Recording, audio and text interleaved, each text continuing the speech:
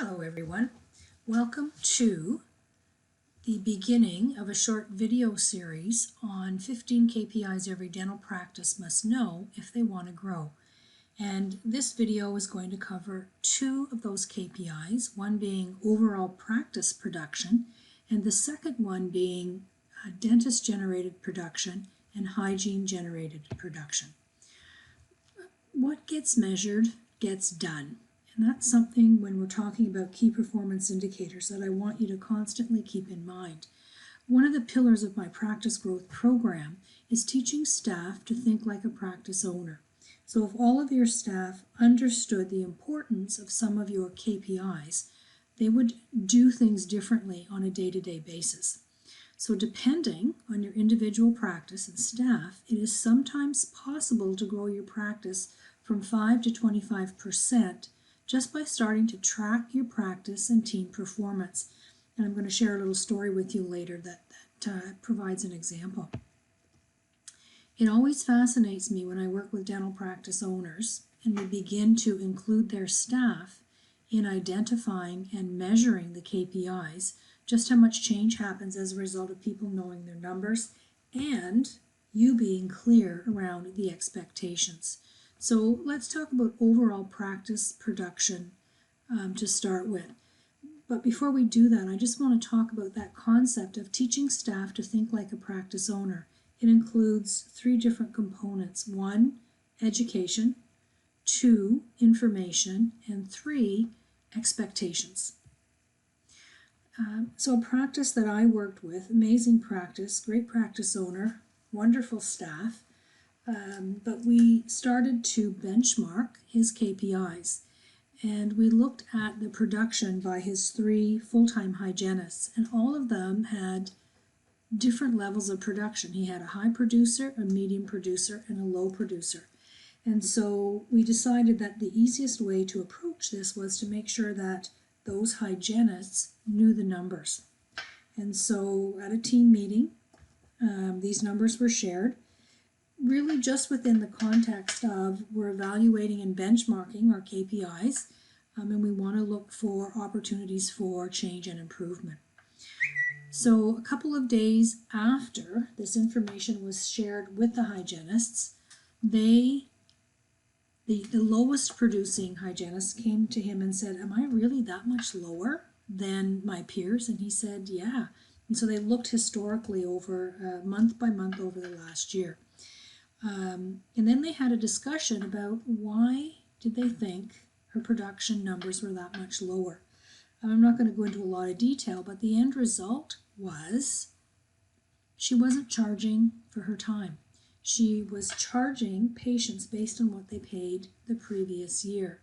So if they only paid for 2 units of scaling, that's what she charged them for, even though in some cases she was doing 3. So as soon as she became aware of that, she knew where she could possibly change to improve her production. The thing that's interesting is a month, 2 months, 3 months down the road, this practice owner looked, as he always did, at his benchmarks, and this hygienist was able to bring her numbers up without any more support or information. And she was very pleased each month as the production numbers were shared at how she had achieved higher expectations. The interesting thing is the hygienist that was in the middle, she brought her numbers up too because she didn't want the highest performing hygienist to outdo her. So very simply, there's a moral to this story, and that this hygienist that was the lowest performer, without her knowing that she wasn't achieving the production of her peers, things would have remained the same. And with very little work on the part of the practice owner, she was able to bring her production numbers up. The other benefit to this is he then benchmarked expectations around production for his hygienists. And he knew when he did their annual performance reviews that if they weren't meeting that expectation, that he needed to spend some time with them and figure out why. So, in terms of production, and this goes for all of your KPIs, you need to be tracking them on a regular basis. And you have to determine how often you want to put your eyes on those numbers. Some might be daily, others weekly, monthly, and even quarterly. But the key thing is to compare each time period. Certainly for production, I would encourage you to be reviewing production reports every week, every month, and every quarter. Once you have your numbers benchmarked, you can see when things improve or decline, and you can quickly determine what's causing the change and do more or less depending on which direction your numbers are going. Doctor production versus hygiene production. So the question here is, what percentage of your production is dentist generated? What percentage is from the hygiene department? If you go and read the Ontario Dental Association's economic report from 2016, it's predicted that by the end of this decade, the average practice will go from generating 34% of its revenues from hygiene to 46%, and that hygiene departments will increase by about 50%. So if you have practice software where you can generate a report and get this number, look at what percentage of your revenues are coming from dentists versus hygienists. Because once you know the number, you can then set a goal to improve it. We know that epidemiology is changing. There's a declining need for remedial care, and that's the clinical foundations of most practices. Patients don't like being recommended for more remedial care if they don't think they need it.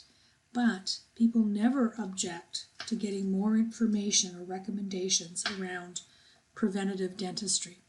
The top practices have almost 5 times the gross revenues from hygiene than the bottom practices. So where does your practice fit, and what do you want to change? Okay, so that's it for today. I just really wanted to give you some food for thought.